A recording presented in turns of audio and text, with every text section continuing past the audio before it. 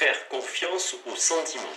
Je pose la question de l'autorité que comportent les sentiments. Accorderons-nous notre caution aux sentiments que nous avons tendance à avoir?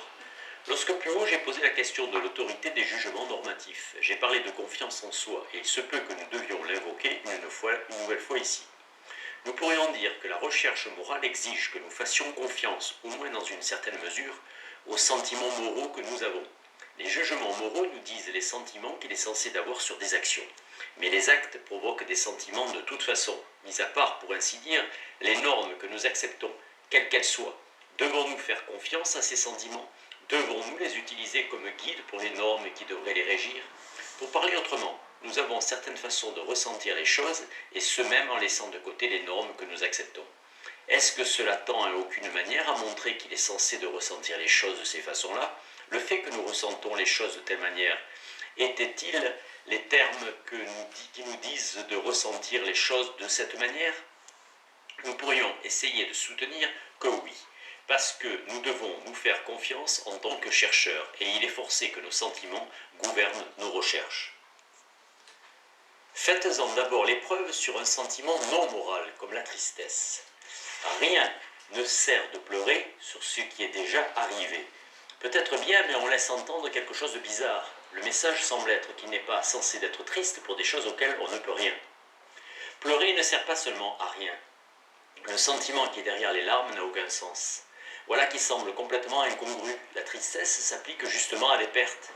Un sentiment plus utile pourrait nous inciter à écarter le danger, mais ce n'est pas de la tristesse. Dans le cas de la tristesse, l'utilité n'est pas en cause.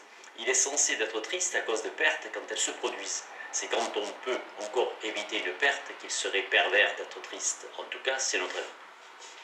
Il y a donc des choses qui me rendent triste, et cela m'incite à accepter des normes qui disent d'être triste pour ces choses. Si je me trouve triste et que je pense qu'il n'est pas censé d'être triste, il en résulte une tension. Les normes que j'accepte travaillent à étouffer ma tristesse, mais la tristesse travaille en retour à subvertir les normes. Quand je suis triste, je suis poussé à penser qu'il est censé d'être triste.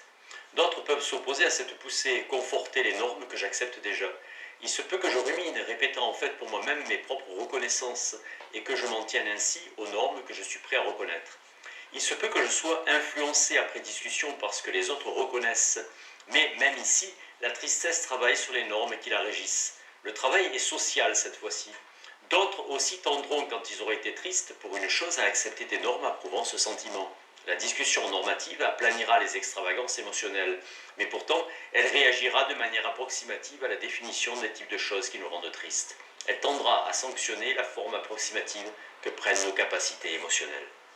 Ce que je pense qu'il est censé de ressentir réagit donc au type de choses que je ressens, et aussi au type de choses que ressentent les gens autour de moi. Leurs sentiments sont contagieux, et ils travaillent sur les normes qu'ils acceptent et qu'ils reconnaissent, en m'influençant. Nous pouvons donc nous attendre à ce qu'en fait, d'un point de vue socio-psychologique, mes sentiments me poussent à accepter des normes qui approuvent ces sentiments mêmes. Il en sera de même des sentiments des gens qui m'entourent. Ayant reconnu tout ceci, y résisterai-je? En fait, je ne me livrerai pas absolument à ces tendances. Il y a d'autres choses qui affecteront aussi les normes que j'accepte pour un sentiment comme la tristesse. Je serai sensible aux pressions en faveur de la conséquence. Il se peut que je sois animé par des réflexions sur le rôle social de la tristesse et de ses profits, ou sur les coûts de la tristesse refoulée ou non reconnue. Je n'accepterai donc pas toujours des normes pour les sentiments qui approuvent les sentiments que nous avons, moi et les autres. Reste que je tendrai à les accepter, et la question est de savoir s'il convient de résister en bloc à cette tendance. Or, arrivé là, nous pourrions essayer de soutenir qu'une résistance générale signifie un scepticisme général. Il est censé, pensons-nous, d'éprouver de la tristesse pour les divers types de choses qui nous attristent effectivement de manière typique. Nous devons nous accorder quelque autorité à nous-mêmes, tels que nous sommes, nous qui sommes influencés quant aux normes que nous acceptons pour les sentiments, par le fait d'avoir eu ces sentiments. Sinon, nous abandonnons toute prétention à être des juges passables de ce qu'il est censé de ressentir pour les choses. Mais en ce qui concerne les normes pour les sentiments, nous pourrions ne pas faire confiance à notre penchant naturel, et même de façon radicale sans encourir de complets désastres. D'autres conceptions nous font sentir leur attraction. Nous pourrions bien être des sceptiques à propos des sentiments. Notre conclusion pourrait être qu'il ne saurait vraiment y avoir de doute sur ce qu'il est censé de ressentir. Une personne ressent simplement ce qu'elle ressent. Il se peut qu'elle accepte des normes sur les sentiments et cela affectera ce qu'elle ressent effectivement, mais pas de manière correcte ou incorrecte. Il se peut qu'il soit important dans sa vie et dans la vie de l'homme en général de penser qu'il est censé d'avoir tel sentiment sur les choses et pas tel autre. C'est pourtant une illusion et son importance ne saurait empêcher que ce soit une illusion. Voilà ce que nous pourrions dire sans qu'aucun désastre précis se profile à l'horizon. Des difficultés concernant les sentiments. La morale consiste en des normes pour les sentiments moraux. Je cherche une façon d'évaluer les sentiments moraux, je demande comment décider des normes qu'il faut accepter comme les régissant. J'ai essayé une argumentation qui partait de la confiance en soi, mais elle n'a pas réussi à discréditer les autres solutions. Nous pourrions être des sceptiques en matière de sentiments. Certes, à chaque nouvel événement dans notre vie, nous pensons qu'il est censé d'avoir tel sentiment et pas tel autre. Mais en tant que philosophes qui visons un système, nous pourrions rejeter ces pensées comme autant d'illusions. L'autre solution serait de tester les sentiments par leurs résultats. Les sentiments peuvent être avantageux ou désavantageux, bons ou mauvais. Il n'est pas nécessaire que le test pragmatique soit direct. Peut-être devrions-nous nous interroger sur la totalité des capacités à avoir des sentiments ou sur la totalité des programmes pour leur réforme. Parfois, par exemple, c'est ce qu'il en coûte de refouler un sentiment qui le recommande. Reste qu'en dernier ressort, le test porte sur le coup. Une mort est triste, mais seulement si, d'une manière ou d'une autre, directement ou indirectement, les profits de la tristesse l'emportent sur son coup. Aucun de ces états d'esprit, le scepticisme ou le pragmatisme direct, n'est normal. Nous pensons que des sentiments peuvent être appropriés ou déplacés, et ce n'est pas en comptant les coûts que nous en décidons. Nous ressentons que l'offense est source de désarroi. Nous éprouvons que la réussite est bienvenue. Nous éprouvons que la mort des êtres que nous aimons est cuisante. Nous acceptons les normes qui approuvent ces façons de ressentir les choses. En gros, les normes nous disent de fêter les choses dont il était censé de vouloir qu'elles se produisent, et de regretter les choses dont il était censé de ne pas vouloir qu'elles se produisent. Elles ne disent rien sur les coûts et les profits du regret proprement dit, ou sur les coûts et les profits de l'apprentissage qui changerait le sentiment. Bien sûr, des états d'esprit normaux ne sont pas toujours corrects. La physique de sens commun est fausse. Pourquoi ne serait-ce pas le cas de nos normes communes pour les sentiments? Comment pouvons-nous seulement en décider?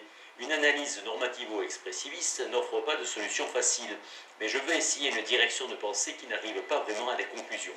Dans la recherche normative en général, nous commençons par des perceptions approximatives. Ces perceptions sont de divers types. Perception de substance, de forme, d'autorité. Nous pensons qu'il est censé d'être triste en cas de décès. C'est une perception qui porte sur la substance. Nous pensons que s'il est censé pour moi d'éprouver de la tristesse à propos de quelque chose, il est censé pour vous d'éprouver de la tristesse à propos des choses similaires dans des cas similaires. C'est une perception qui porte sur la forme. Nous pensons que si nous méditons davantage sur les occasions dans lesquelles il est censé d'éprouver de la tristesse, nos opinions seraient mieux fondées. Nous pourrions penser avec attention, par exemple, aux occasions dans lesquelles il est censé d'éprouver de la tristesse à propos de malheurs anciens. Quelle que soit l'opinion à laquelle nous en arriverions, le fait que nous y arrivions parlerait en sa faveur. Voilà une perception qui porte sur l'autorité. Nous démarrons avec des opinions telles que celles-là, quoique nous admettions que la recherche puisse aboutir à nous faire changer d'avis. Qu'en est-il des sentiments quand nous nous engageons dans cette voie? Il y aura une certaine tendance à approuver les sentiments que nous avons, mais en poussant les choses plus loin, d'autres choses pourraient tendre à affaiblir nos perceptions normales. Il y a dans les façons dont nous ressentons les choses des aspects que nous ne sommes disposés ni à approuver pleinement, ni à rejeter pleinement. La tristesse est sensible au lieu et au temps, mais nous ne savons pas vraiment si c'est bien. Le sort d'un inconnu, s'il est dépeint de manière frappante, peut nous rendre tristes, et d'ailleurs nous cherchons partout des histoires tristes, et elles nous émeuvent. Et pourtant, il est impossible que nous puissions être sensibles de manière vive dans le monde à beaucoup de choses.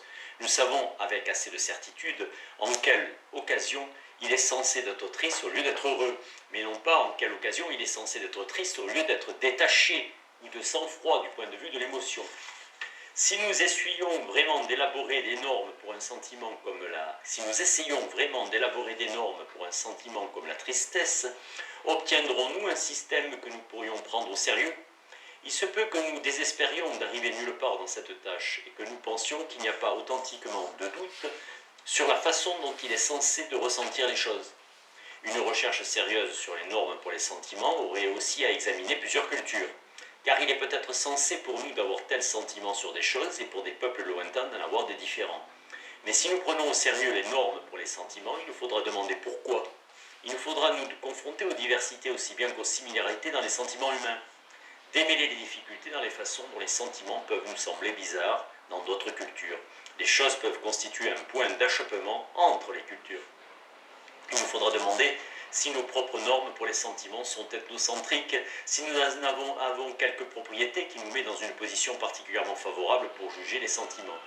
Il est difficile de voir ce qu'une telle propriété pourrait être, sauf peut-être dans le cas où les sentiments des autres peuples sont tribalistes et les nôtres humanistes, ou bien dans le cas où leurs sentiments sont fondés sur la superstition et pas les nôtres.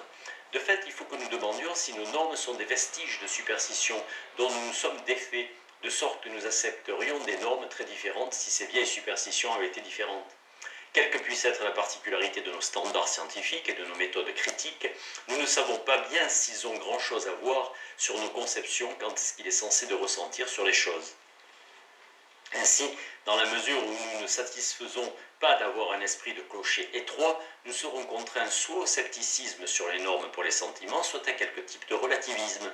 Si nous ne voulons pas être des sceptiques, et si nous voulons approuver la définition générale des normes pour les sentiments, avec lesquelles nous avons démarré, il nous faudra trouver une explication de la raison pour laquelle ces normes nous conviennent parfaitement en vertu de nos particularités culturelles.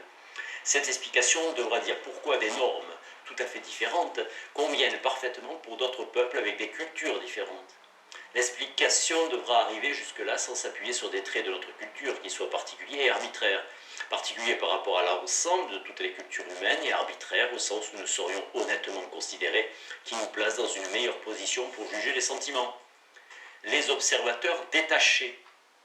Quelle pourrait être la teneur d'une explication vraisemblable pour les sentiments? Pourquoi un ensemble de sentiments devrait-il régir nos propres sentiments et pourquoi d'autres ensembles devraient-ils régir les sentiments d'autres personnes qui sont loin de nous? Je peux penser au moins à deux possibilités réelles. Premièrement, nous pourrions faire l'essai d'une explication pragmatique, une explication disant comment les normes pour les sentiments contribuent à une vie qui vaut la peine d'être vécue. Nous pourrions dire que les normes le font en partie parce qu'elles s'ajustent à des façons que nous avons de ressentir les choses effectivement. Nous éprouvons la vie par l'intermédiaire de nos sentiments, si bien que les normes qui approuvent nos sentiments améliorent le contenu de ce que nous éprouvons. Reste à savoir pourquoi accepter des normes pour les sentiments au lieu de nous contenter de jouir des sentiments eux-mêmes. Considérez un deuxième type d'explication. Adam Smith pensait que les émotions convenables étaient celles qu'aurait un observateur détaché. Le degré convenable d'une émotion est celui qui se trouve chez un observateur détaché. Smith, 1790. Selon la théorie de Smith, par exemple, le degré convenable de douleur pour un parent en deuil est le degré de douleur auquel peut participer un spectateur détaché. Pourtant, il y a des situations qui accablent tant la nature humaine que le degré le plus élevé de maîtrise de soi, qui puisse appartenir à une créature aussi imparfaite que l'homme, est incapable d'étouffer absolument la voix de la faiblesse humaine, ou de réduire la violence des passions à ce niveau de modération où le spectateur impartial est capable d'y participer entièrement. Aussi, bien que dans ces cas-là le comportement du patient soit bien en deçà de la plus parfaite convenance, il est encore susceptible de mériter quelque applaudissement et même dans un certain sens d'être qualifié de vertueux. Or, en tant qu'explication de la signification, j'ai déjà rejeté cette idée. J'ai soutenu que pour préciser une telle explication, il nous faudrait spécifier davantage à quoi doit ressembler l'observateur du test. Il doit être informé, alerte, sobre et ainsi de suite. Mais une fois complétée cette spécification, un locuteur pourrait l'estimer erroné. Il pourrait estimer que c'est un type quelque peu différent d'observateur qui fournit le bon test. Puis il pourrait tomber d'accord par exemple sur le fait que tout observateur du type spécifié par nous ressentirait de la colère, tout en niant toujours qu'il était vraiment censé de ressentir de la colère. Il pourrait faire tout cela sans commettre d'erreurs logiques ou linguistiques. En tout cas, c'est ce que j'ai affirmé. Quelle qualité fonde un observateur un bon indicateur du sentiment approprié? C'est en soi une question normative et pas simplement une question de signification. Pas seulement une question de signification. Reste que la théorie de Smith, ou quelque chose d'approchant, est peut-être bonne comme explication portant sur la substance de ce qui rend les sentiments appropriés, comme explication substantielle des occasions dans lesquelles il est censé d'éprouver tel sentiment à propos de quelque chose. Il est censé d'éprouver les sentiments qu'éprouverait un observateur détaché, en ajoutant des spécifications à propos de l'observateur du test.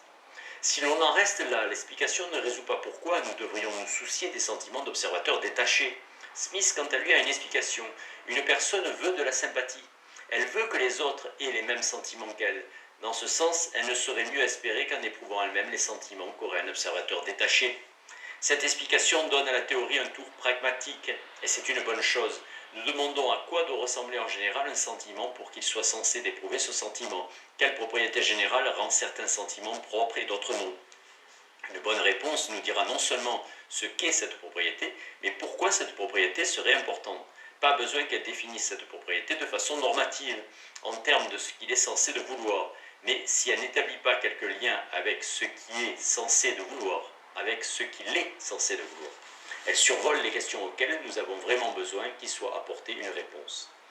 Or, si l'explication pragmatique de Smith soutient sa théorie de l'observateur détaché, elle soutient cette théorie sous une forme relativisée. Smith doit dire que les sentiments appropriés pour une personne sont ceux d'un observateur détaché qui appartient à la culture de cette personne. Après tout, les sentiments qu'ont les gens dépendent grandement de leur acculturation. D'après cette explication, une personne veut que les sentiments des autres correspondent aux siens, et cela veut dire probablement les sentiments de gens qui sont importants pour elle, de façon typique, des gens de sa propre culture. Elle fait correspondre ces sentiments à ceux d'un observateur détaché afin d'avoir des sentiments auxquels elle peut espérer que ses congénères fassent correspondre les leurs. Si ses congénères, ceux qui sont importants, appartiennent à sa culture, l'observateur détaché devrait y appartenir également. Après tout, ce sont les sentiments de l'observateur détaché qui appartient à la culture de cette personne que pourraient partager les autres gens qui sont importants pour cette personne. La théorie de Smith devrait donc être mise sous la forme que soutient sa raison d'être. Les sentiments appropriés pour une personne, les choses qu'il est censé qu'elle ressente, c'est ce que ressentirait un observateur détaché partageant sa culture. Il est clair que la raison d'être que nous trouvons chez Smith contient de la vérité. Jusqu'à un certain point, une des choses que nous voulons des autres, c'est un sentiment fraternel. Nous voulons que nos congénères, nos frères, nous confirment dans ce que nous ressentons. Mais il nous faut dépasser ce désir et demander pourquoi. J'ai affirmé que le désir joue un rôle social. Il sert à mêler les sentiments. Les sentiments mêlés coordonnent les actions et les actions coordonnées assurent une coopération et empêchent les conflits d'être désastreux. Cela est affaire en partie de ce qui a fait de nous, de manière évolutionnaire, des types d'êtres qui aspirent à la fraternité de sentiments. Mais cela se réfère aussi aux choses qu'il est censé de vouloir dans la vie. Les sentiments ne donnent pas seulement à la vie sa saveur. Partager vos sentiments ne fait pas que nous donner beaucoup à chérir dans la fraternité humaine. Une personne incapable de partager ses sentiments sera de surcroît infirme socialement. Elle sera poussée à agir selon des lois qui se mêleront mal aux actions des autres, même en termes des choses qu'il est censé de vouloir et en laissant de côté toute fraternité de sentiments. Les capacités à coordonner les sentiments font partie de l'équipement normal dont l'homme est doté, comme les capacités à marcher et à courir. En être privé, c'est être mutilé.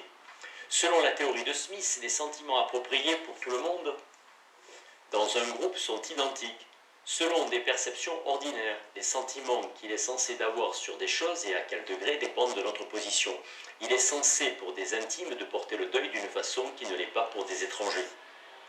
Smith admet que nous nous livrions à la douleur, même quand nous ne pouvons pas la partager pleinement. Mais cela ne signifie pas que le degré de deuil soit approprié. Nous pouvons excuser une douleur excessive parce que le deuil est tellement difficile à maîtriser. Dans l'étranger de Camus, le fait que le narrateur ne manifeste pas une douleur normale à l'enterrement de sa mère joue un grand rôle. Il semble que cela soit interprété non seulement comme un signe révélateur d'un personnage qui est mauvais à d'autres égards, mais comme étant en soi un motif de condamnation. On ne saurait dire la même chose d'une douleur modérée à l'enterrement d'une vague connaissance. Il est censé que le vainqueur triomphe, pas le vaincu. Les sentiments et les degrés qu'un observateur détaché jugera appropriés ne seront pas toujours ceux que partage l'observateur lui-même. Donc pour finir, la théorie de l'observateur détaché est inadéquate selon deux standards. Elle est insuffisante comme explication des conceptions ordinaires des sentiments propres. Parfois elle réussit à obtenir la vérité, parfois non. Elle est également insuffisante eu égard à l'intérêt des sentiments partagés. Il nous faut demander pourquoi il doit être important de partager les sentiments, mais les intérêts que nous pouvons trouver ne sont pas toujours servis de la même manière que le partage. Les sentiments que nous partageons ne sont pas toujours ceux que nous désirons. Le triomphe réclame du vaincu la soumission et la blessure peut réclamer la consolation. Enfin, si nous pensons qu'une partie de ce qui est important dans le partage des sentiments, c'est la coordination, elle ne reçoit pas non plus les meilleurs encouragements du partage. Dans le cas des couples mêlés de sentiments, c'est bien clair. Pensez à la colère et à la culpabilité, au dédain et à la honte, au triomphe et à la soumission. Quand une personne est endeuillée, il se peut que la meilleure façon d'aider pour les amis soit non pas de porter aussi le deuil, mais de ressentir de la préoccupation pour la personne endeuillée. Bref, la théorie de Smith nous mène à chercher un intérêt, mais les intérêts que nous pouvons trouver nous éloignent de la théorie de Smith. Les sentiments d'un observateur détaché ne sont pas toujours ceux dont nous pensons normalement qu'il est censé de les ressentir. Malgré les affirmations de Smith, ce ne sont pas toujours des sentiments semblables que nous désirons. Des sentiments semblables ne sont pas toujours ceux qui coordonnent le mieux les deux pointes. Je résume. Dans la recherche normative, nous démarrons avec des normes approximatives et nous élaborons à partir de là. Certaines des normes sont substantielles, certaines formelles et certaines épistémologiques, des normes qui ont trait à ce qui rend le plus fiable un jugement normatif. Or, en ce qui concerne les sentiments en particulier, j'ai affirmé que la discussion normative devait avancer ou s'effondrer. Nous ne pouvions achever une discussion adéquate en nous contentant d'aplanir les opinions avec lesquelles nous avions démarré. Nos pensées initiales ne forment rien qui approche d'un système cohérent et ne prêtent qu'une maigre attention aux jugements et aux sentiments divers des autres peuples. Si nous ne voulons pas avoir un esprit de clocher trop étroit et si nous ne voulons pas devenir pour finir des sceptiques en matière de normes pour les sentiments, il nous faut une explication de la manière dont les sentiments qu'il est censé d'avoir dépendent de notre culture. J'ai fait l'essai d'une explication de ce genre, la théorie d'Adam Smith assaisonnée d'un brin de relativisme. Cette explication est infructueuse, mais elle a raison de faire appel aux gains provenant de la coordination. Smith se souciait de la raison pour laquelle il nous est utile de partager nos sentiments les uns avec les autres. Il proposait ensuite de faire correspondre nos sentiments aux sentiments d'un observateur détaché, comme le meilleur espoir pour une personne de partager les sentiments de ceux qui l'entourent. J'ai objecté que parfois la meilleure coordination entre les personnes était assurée par des sentiments distincts qui se mêlent d'une manière ou d'une autre. Pourtant, nous pouvons continuer à suivre l'esprit de Smith en prêtant attention au type de mélange qui a le plus d'intérêt. Nous pouvons chercher des normes qui secondent le meilleur type de mélange. Le traitement de la question par Smith nous indique une direction encourageante. Il nous mène à des questions sur la raison pour laquelle il est important en certaines occasions que nous partagions les uns les autres nos sentiments et sur les occasions où, pour des raisons semblables, il serait meilleur pour des gens différents d'avoir des sentiments différents. Il nous faut donc poser directement ces questions avec insistance, en gardant à l'esprit la possibilité que les choses que nous disons s'appliquent à des cultures lointaines. Il nous faut réfléchir radicalement aux avantages et aux inconvénients d'autres normes possibles pour divers sentiments. Il se pourrait que nous arrivions encore à un résultat assez conservateur qui approuve en gros les définitions des sentiments que nous avons tendance à avoir effectivement. Mais même si c'est le cas, il nous faut généraliser.